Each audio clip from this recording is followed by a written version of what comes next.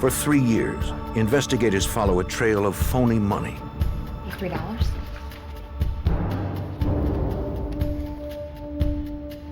The fake bills appear a few at a time in cities across the United States. As the frequency of the passes increases, Secret Service agents struggle to try and capture one of America's most notorious counterfeiters. The case takes a bizarre twist when investigators uncover evidence revealing still darker crimes. As the counterfeiting case becomes more sinister, agents must confront their suspect's depraved legacy.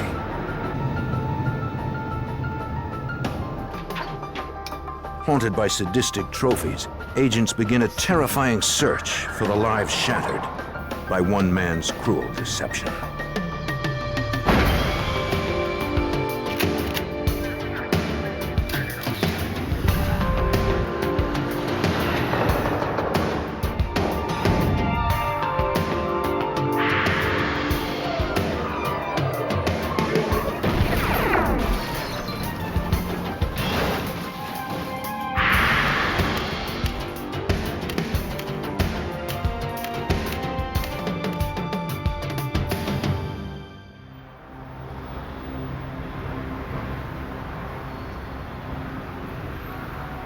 In this program, some of the names have been changed.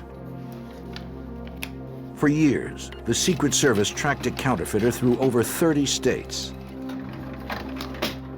The agents had very little information about their suspect. They didn't know if he was working alone or if he was part of a counterfeit ring. All they knew for certain was that his fake $20 bills had defrauded the U.S. out of thousands of dollars. Thank you. You too. They got a break when James Mitchell DeBardeleben was captured passing a bill in Knoxville, Tennessee.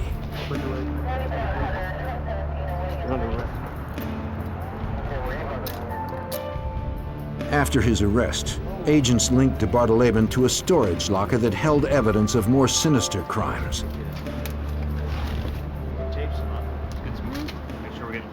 Inside the unit, they found hundreds of photographs of nude women engaged in sadistic sex and audio-taped accounts of women being tortured. One woman was begging to be killed. You gonna be a crybaby, huh? The Secret Service knew they were dealing with a sexual predator. To better understand their suspect, they sought help from the Behavioral Sciences Unit at the FBI, according to Agent Jane Vizeris. We went to the Behavioral Science Unit to ask for their assistance, to see if they could provide any better insight as to what he may have done, so that we could be more informative to our officers who were liaisoning with law enforcement around the country. Working out of Quantico, Virginia, the Behavioral Science Unit studied DeBardeleben's notes, tapes, photos, and other souvenirs. Retired FBI Special Agent Roy Hazelwood is an expert in profiling the criminal mind. The Secret Service obviously understood that DeBardeleben was involved in sexually violent crimes. They understood that because of tape recordings they'd listened to. They understood it because of photographs that they had the opportunity to observe. They saw the fantastic amount of pornography this man had not only collected but had created himself, both verbal and in written form, as well as visual forms. So they knew that he was involved in sexual crimes. They were specifically interested in my input on the types of sexual crimes and a little bit more of what made DeBardeleben tick. Hazelwood looked into DeBardeleben's background for clues to his personality. He found that the counterfeiter had a criminal record. I learned that at age 16 he was arrested for carrying a concealed weapon. I learned that he was a very assaultive type of person, a very abusive person toward his parents, for example. Hazelwood believed DeBardeleben was attracted to counterfeiting, partly because of the risk. To be able to walk up to a person and con them out of real money and merchandise and give them phony money and walk away and They can't identify you. Why? Because they're not paying any attention to you. You're just one of hundreds of customers that come in here and buy a pair of socks in a given day, you see? So the risk is also part of the thrill for him. Hazelwood examined the notes DeBardeleben had written. The descriptions of torture pointed to an obsession with inflicting pain on women. Hazelwood concluded DeBardeleben was a sexual sadist. A sexual sadist is an individual who is aroused by the suffering of another person. It is not the infliction of pain. The sexual sadist uses pain as a tool to elicit the suffering. The suffering is the goal. If Hazelwood's assessment was accurate, hundreds of women may have suffered at the hands of DeBardeleben. His notes indicated he planned and outlined every aspect of his proposed crimes against women. In fact, every aspect of his life was devoted to his sadistic behavior. He wanted to buy a house that had a basement with an incinerator and a sadistic play area. I mean, even buying a house, the type of car he had, it had to resemble a police car so he could stop somebody. The type of house he had so he could keep a woman in captivity.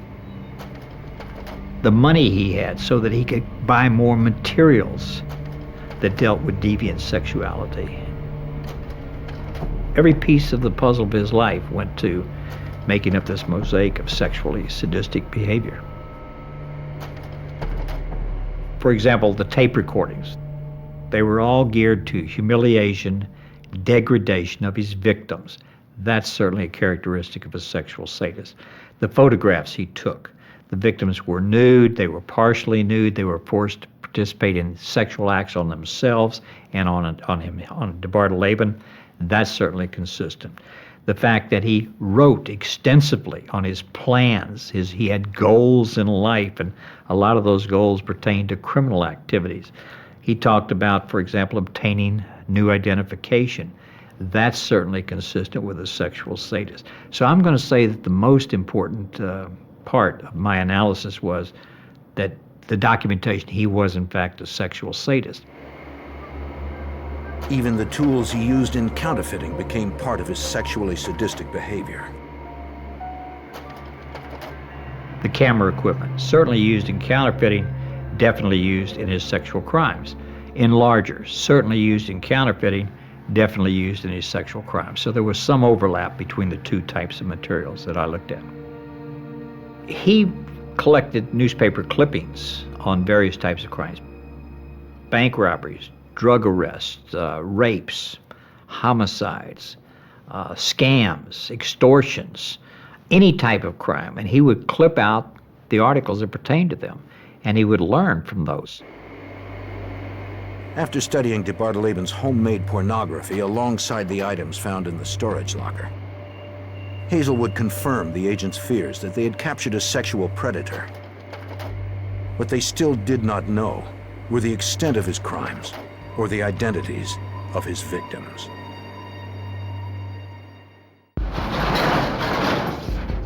The Secret Service was sifting through hundreds of pieces of evidence that all pointed to the fact that counterfeiter James Mitchell DeBardeleben had committed more sinister crimes.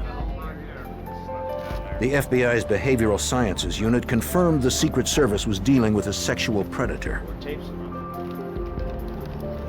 Judging from the quantity of photos found in DeBardeleben's storage locker, he was a successful one. Agents knew sexual offenders often keep personal items from their victims as trophies.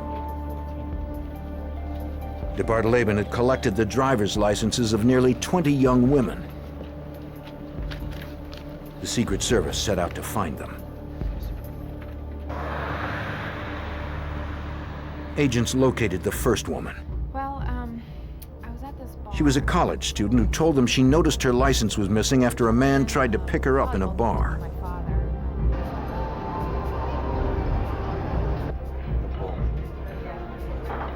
She described him as a little creepy. He was thin and in his late 30s. That could have happened. When she got home, she found the contents of her purse had been rearranged. My purse was with me, right next to me. The only thing that was missing was her license. She said she never saw the man again. Next to me. One by one, the agents located the other women. He could have gone into it. All because 20 were he alive. tried to get away with it. They all told similar stories. He had some sort of trouble. None of them had been attacked. Agents were perplexed. The evidence in the notes pointed to larger crimes. The stolen licenses and detailed descriptions of women and car license plate numbers indicated DeBardeleben went to great lengths to stalk women. The Secret Service couldn't find any victims. The agents couldn't quit searching.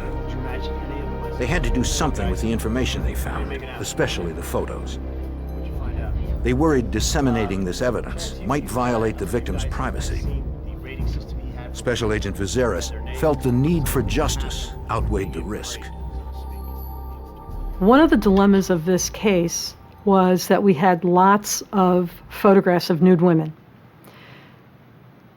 And we didn't know if some of them were willing partners or not.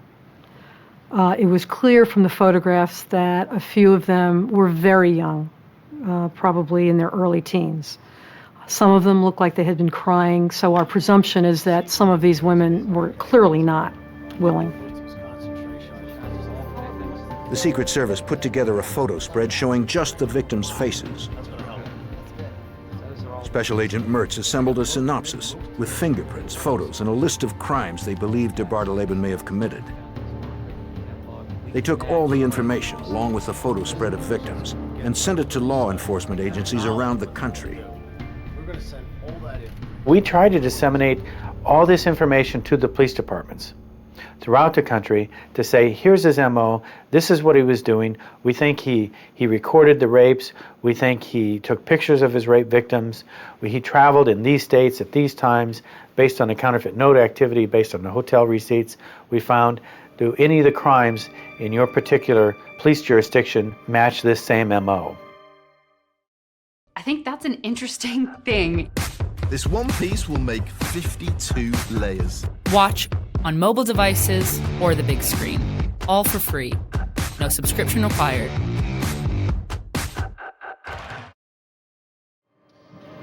They sent the information out. Now they would have to wait. It gave them time to take a closer look into DeBardeleben's past. Agent Viserys learned the counterfeiter had been married 5 times. We located all 5 women to try to determine if any of them were involved in the counterfeiting activity. That was our initial interest. But then secondly, we wanted to get as much intelligence from them as we could to figure out what kinds of crimes he had committed and where he was, so we could help make these cases. They spoke with several of his wives. They found one of them, Mary Ann, living in North Carolina. She would testify later to a grand jury all that she had told the agents. She began by telling them she met DeBardeleben in 1964. She said she was much younger than he was. It was fun. He was nice-looking, well-dressed, sophisticated, and he flattered her. She had never met anyone like him. This is perfect. This is the one. Journalist Stephen Michaud learned that when searching for a wife, DeBardeleben targeted a specific type of woman. They were very innocent, they knew very little about the wider world, and they were easily manipulated. Another important factor is they tended not to be too terribly self-assured. All right, now you're going to help me with this. Marianne said that DeBardeleben gradually led her into posing nude for his camera. Nothing wrong with it. It's a business. It's a job. Just gonna do it. I don't He eventually took pictures of them both engaged in various sex acts, many of which were sadistic in nature. Special Agent Stevens characterizes DeBardeleben as a master manipulator. We're gonna make lots of money off of this. The trick that he would use with all of his wives, as soon as he could, he would take compromising photographs of them that would degrade them. And then he would say to them, I've got these negatives, I've got these photographs. I'm going to send them to your mother. I'm going to send them to your father. All the time working them away from their families, owning them. photographs that we got. Agents showed Marianne some of the sadistic photos they had found in DeBardeleben's possession. You might recognize any of these young ladies. They wanted to know if she could identify any of the women in them. Marianne recognized the pictures had been taken in their home, but she couldn't identify the women.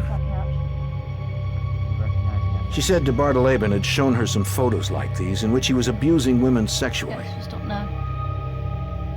When she threatened to go to the police, he tied her to the bed and performed sexual atrocities on her.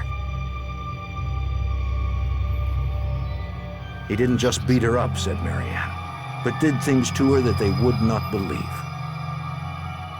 To the agents, it was clear Marianne had been brutalized by DeBardeleben. The Secret Service's determination only intensified to try and find his other victims. They feared if they did not, DeBardeleben might only serve a few years and would soon be back on the streets, as he had been before.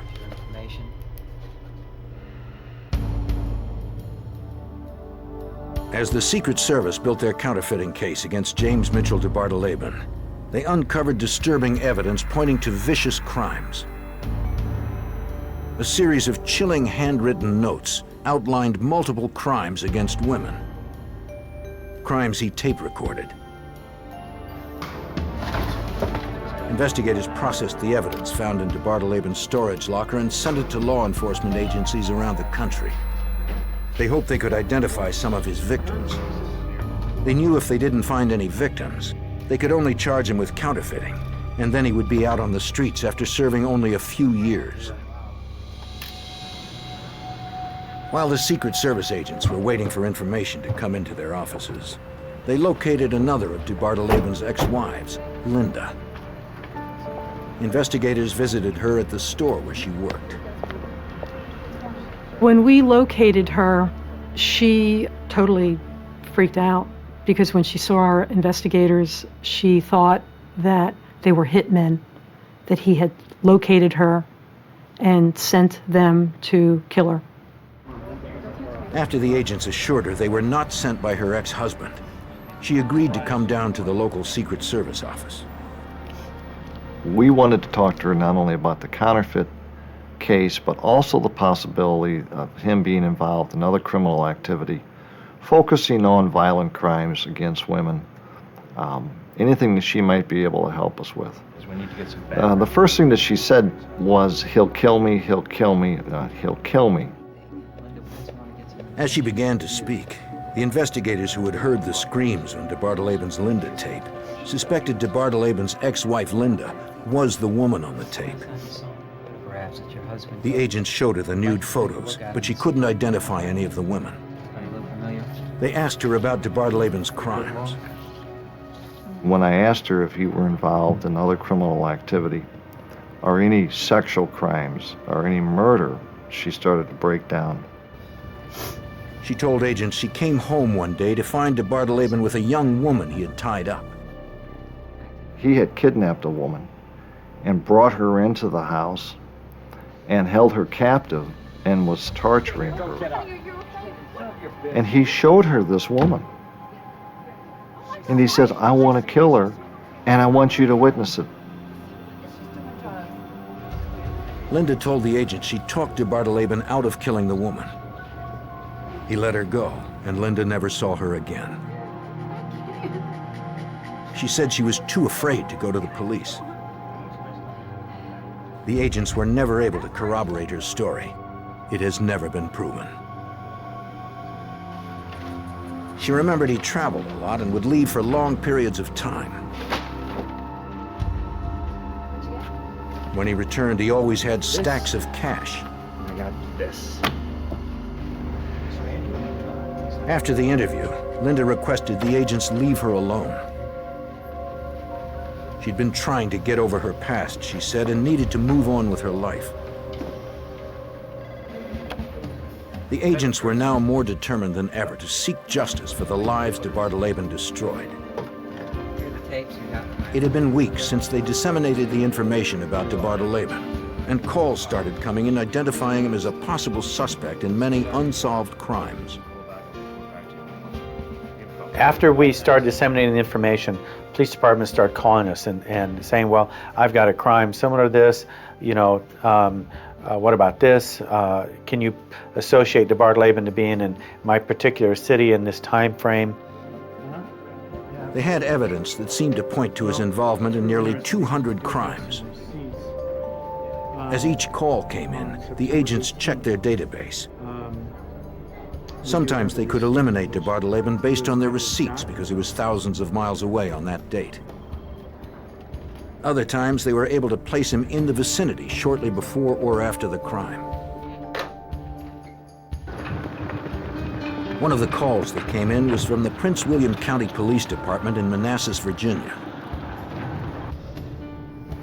Don Cahill, a senior investigator, learned of the case through the Secret Service flyer. He thought DeBardeleben might be the man who posed as a police officer and sexually assaulted a local woman 2.5 years earlier. Detective Cahill contacted the Secret Service and forwarded his report of the assault to their headquarters in Washington. The agents checked the information against their database and told Detective Cahill that DeBardeleben was a possible suspect.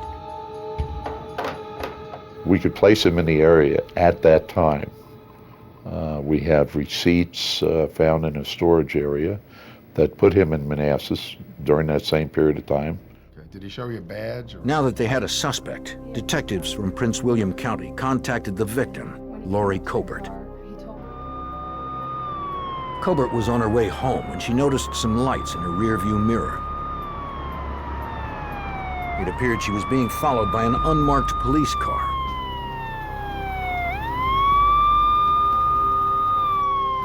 Cobert recalled the harrowing night of February 5th, 1981. I pulled over, figuring the car was going to pass me, so I knew I wasn't speeding. When I pulled in behind me, I thought, what am I being pulled over for?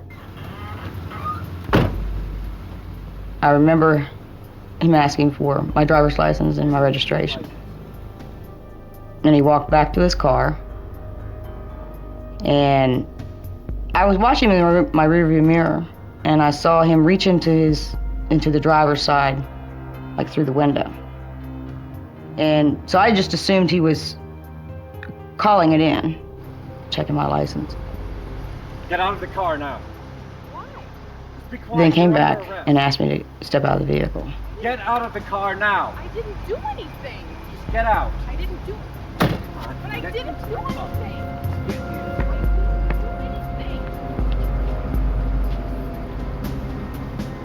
He opened the car door and I slid in. And when I got inside and I looked around the car, at that point I realized he's not a cop. This is not a police car, and you are in deep trouble. Cobert said DeBardeleben reached under the dashboard and she heard a click as if he had a gun. He told me that he was not a police officer. Then he said that he wouldn't hurt me as long as I did what he wanted me to do. He then sexually assaulted her. I decided that I was going to make it out alive. I was going to survive. So I had to calm myself down. I thought, you need to calm down. You need to keep a level head. And I wanted to remember something about him. So I started staring at him and just burned his face into my memory. And I was determined that I would remember him. When DeBardeleben was finished, he pushed Cobert out of his car.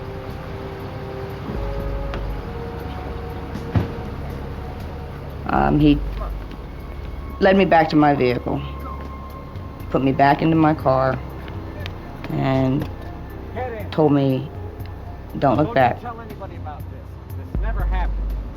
I just dropped it into driving and left as fast as I could. And went back into Manassas to try to find a police officer.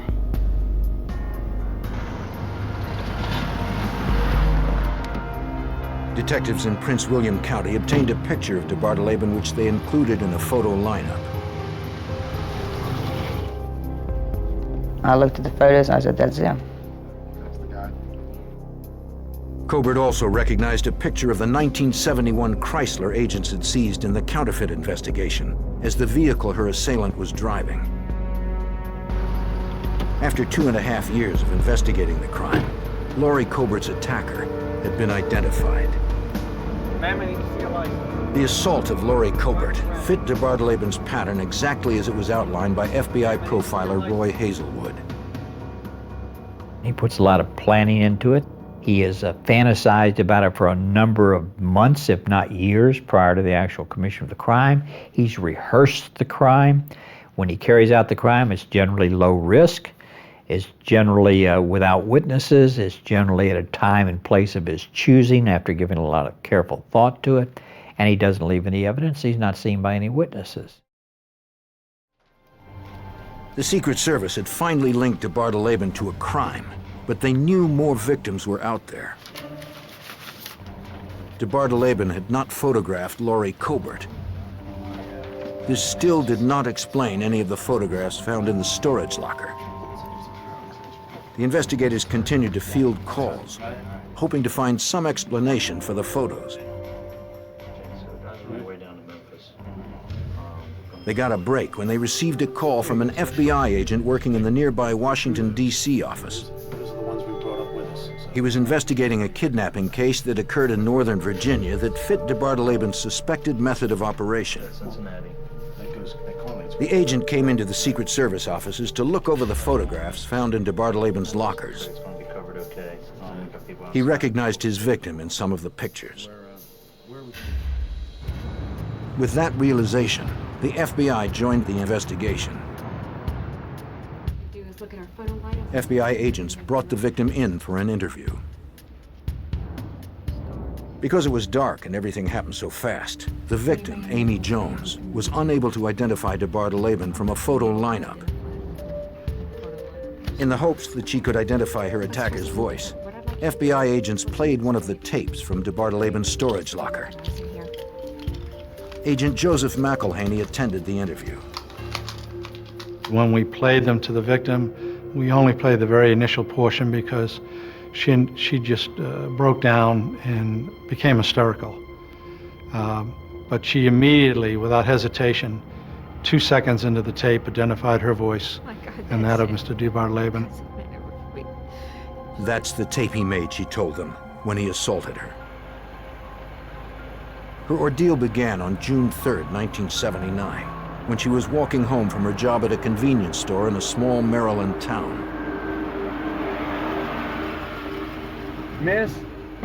Shortly after midnight, a car pulled up next to her. Ma'am, I'm Officer. The driver identified himself as a police detective. There's been a robbery in the area and the jogger just passed. He said he was investigating a burglary at a local shop. He told her a jogger that had just passed her was a suspect. The detective wanted to ask her some questions. I need to see some ID. Once she was in the car, he asked her for identification. When Jones produced her driver's license, the man slipped it into his pocket and told her she was under arrest. Put your hands behind you. Put your hands behind you. Before she knew what was happening, he had her wrists in handcuffs. Somebody help me! Somebody help me! Shut up. Do what I tell you. The counterfeit cop handcuffed her feet and covered her eyes with duct tape. Jones said she felt a gun being pressed to the back of her head. He threatened to kill her. The kidnapper threw a blanket over Jones. She was then driven for a period of time, approximately, according to her account, between 2 and 3 hour drive. Jones remembered hearing a bell, which investigators believe was the toll gate on a bridge from Maryland to Virginia. The kidnapper took her to an isolated house, where he locked her in a closet, shackling her to an eye bolt in the floor. Jones said he would periodically take her out of the closet and assault her. The kidnapper would instruct her on what to say, Jones went on to explain. I'm here.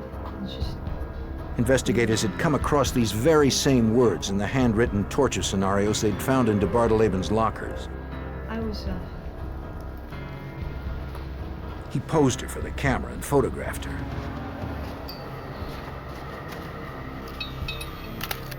He made her repeat a script for his tape recorder. After he was finished, she said, he would lock her in the closet for an hour or so, then drag her out and do it again.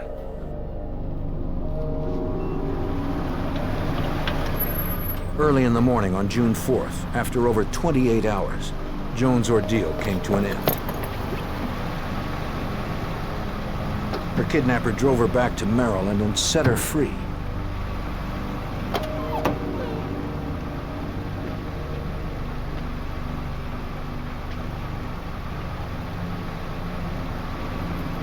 He warned her if she went to the police, he'd make sure everyone saw the pictures he had taken.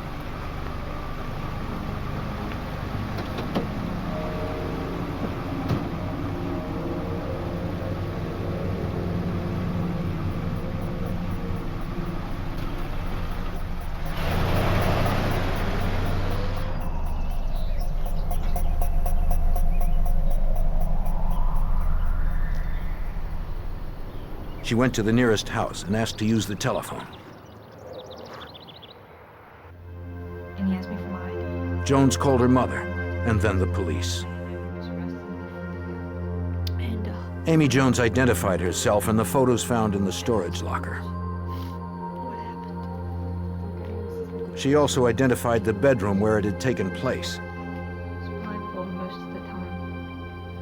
Jones said she had been living in terror that he would return. Appreciate your time. Prior to his arrest, she worried every day almost that she was going to bump into him, roaming free on the streets. She worried that he would do to others what he had done to her. Look, I know this is... The FBI knew they had to do everything they could to ensure that DeBardeleben stayed in jail. And, you know, we looked at each other and said, okay, we think we have the man. There was a sense of relief that this fellow was now off the street. The Secret Service and the FBI finally identified one of the women from the hundreds of photos found in DeBardeleben's locker. FBI agent Roy Hazelwood knew that their investigation was only beginning. James Mitchell DeBardeleben didn't commit a crime and stop committing and then start committing and then stop committing. That just doesn't happen. He committed a crime, and then in between other crimes, he would have been planning, thinking, collecting, gathering intelligence on, or preparing for the next crime. They're never dormant. Her ordeal was so terrifying, agents wondered how many women like Amy Jones were still out there.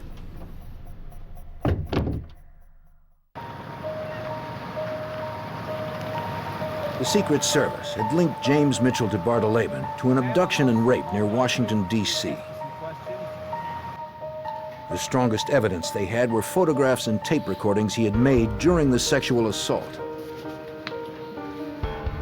It is not unusual for criminals to record their crimes, according to FBI Special Agent Roy Hazelwood.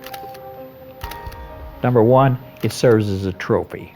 A trophy meaning victory, conquest. Number two, it serves as validation of an accomplishment.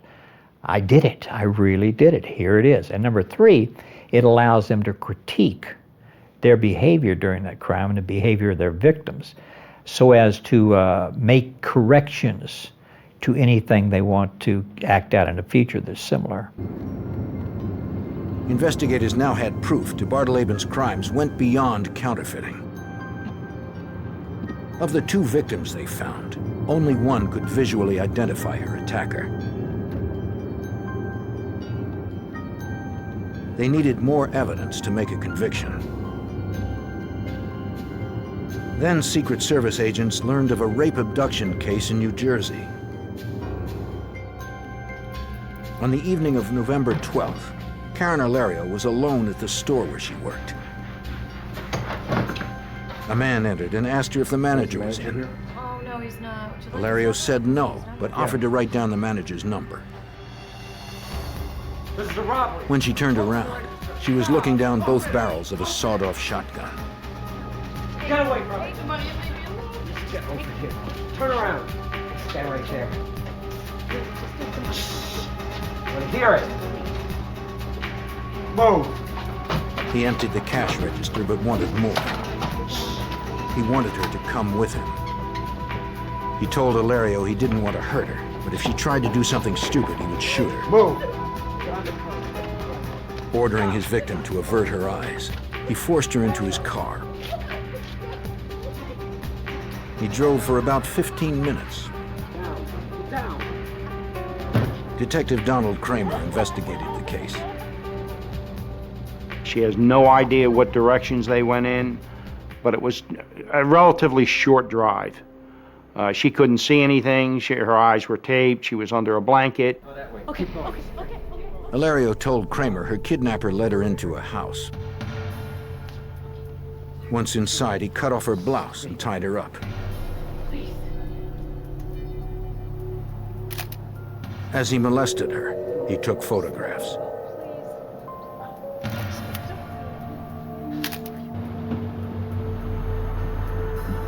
As he had with Amy Jones, the next morning he let her go.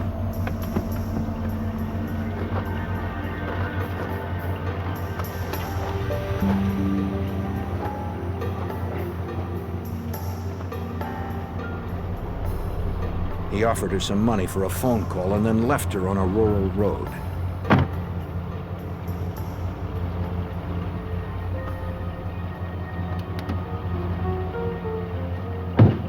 She flagged a passing motorist and contacted the police.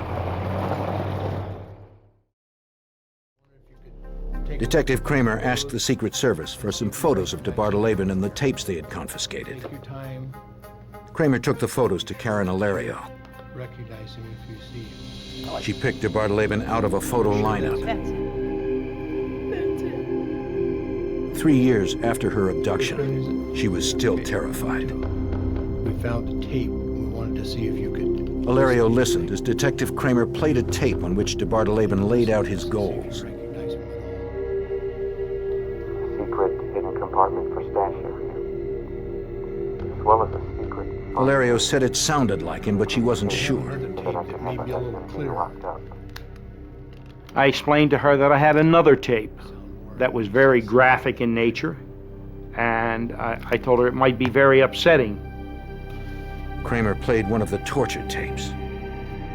It's a little better tape. As Hilario listened, she no longer had any doubt.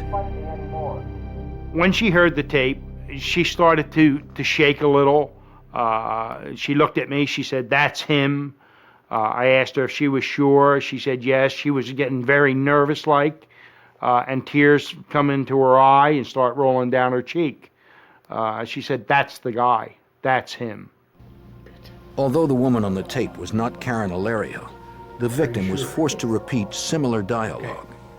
Shut it off. In an effort to prove it was DeBardeleben's voice on the tapes, investigators made a recording of him reading a transcript. They consulted a voice print specialist who confirmed that the voice on the tapes was in fact DeBardeleben's. The Secret Service had now located 3 women whom DeBardeleben had forced into acts of sexual degradation. If the photographs he had kept were any indication, there may be hundreds. For the next year and a half, the calls poured in. The Secret Service began to investigate whether DeBardeleben might be connected to hundreds of violent crimes. Each call was checked against the database to determine whether DeBardeleben may have been involved.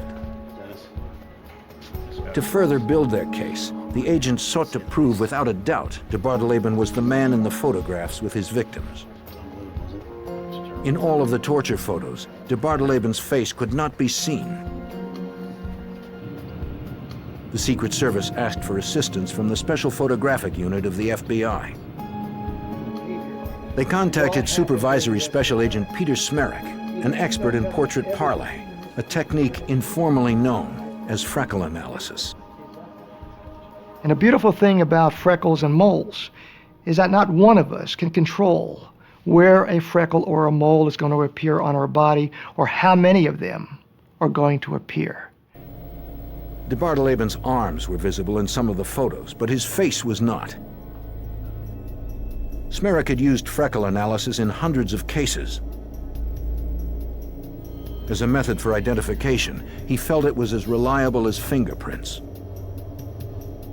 Agents asked Smerek if he could make a positive identification using only the parts of DeBardeleben's body that were in the photographs. Unwittingly, in this case, what Mr. DeBardeleben did was actually take his own crime scene photographs. Agents got a court order for DeBardeleben to submit to a series of photographs in an office at the jail where he was being held. Agents duplicated the angles and poses in the rape pictures. So Mr. DeBardeleben's body itself became a positive identification for me. Smerek was able to identify the distinct freckle patterns on DeBardeleben's arms, proving without a doubt he was the man in the photos. Even though his face was not identifiable in the photographs, based upon the freckle patterns on his arm, his hand, his chest, and his biceps, I can say that yes, the man in bed with the victim is in fact James Mitchell DeBardeleben. Prosecutors were now convinced they had a case, but they needed to act quickly. Because DeBardeleben had been committing crimes for so long, the statute of limitations on some of the assaults was about to expire.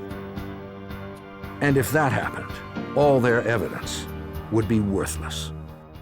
This way, walk. I remember doing Investigators now had evidence. James Mitchell DeBardeleben was guilty of more than just counterfeiting. They linked him to the rape abduction of 3 women. He was suspected in hundreds of other cases. Now they had to present their case in court. The kidnapping trial of Amy Jones against James Mitchell DeBardeleben began on April 29, 1985. The government decided to call the victim as their first witness. To help Amy Jones cope with her painful memories, the court brought in a victims relief specialist.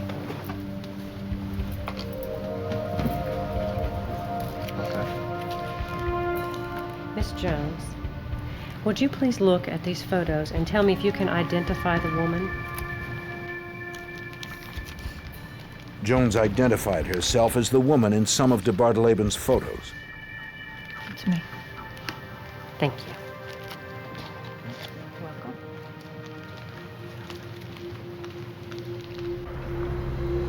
DeBardeleben was sentenced to 180 years in prison. For the assault on Laurie Colbert, he received 2 life sentences. And for the kidnapping of Karen Alario, he received 60 years. For his counterfeiting crimes, he was sentenced to 135 years.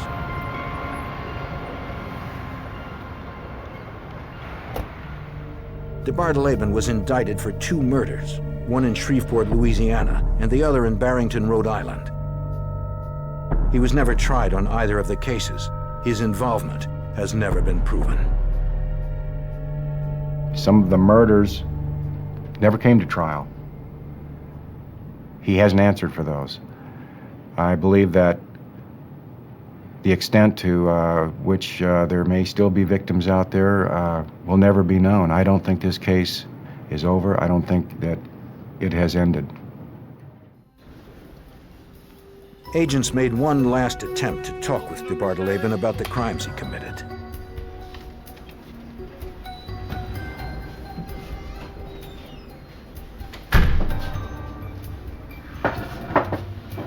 He had already been sentenced to a total of 375 years. Detectives were hoping to convince him that he had nothing to lose by confessing. You know you're right. FBI Special Agent McElhenney found he had an arrogant demeanor. He sort of treated both the Secret Service agents and our agents with disdain, contempt, refused to answer any questions, almost refused to even recognize us. It was like we were talking to a refrigerator, an ice cold refrigerator.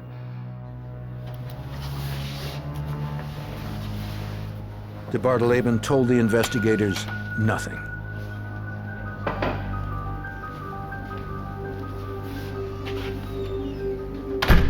We may never know the extent of his criminal activities because he's been uncooperative to this day. James Mitchell DeBardeleben was proven to be a counterfeiter, a rapist, and a kidnapper. According to Roy Hazelwood, he was a highly organized criminal who lived to commit crimes. This is all he thinks about. This is all he reads about. This is all he writes about. This is all he collects things about. This is his life. So he may not have known that in 7 months I'm going to do this particular crime. He thought about it. And if I were going to do it, here's what I'd need. And if I were going to do it, here's the type of victim I was going to. And if I were going to do it, here's where I'd carry the crime out. And then that evolves over time. And eventually it reaches the point where now's the time. And when he decides to act out, he's extremely well prepared to do so.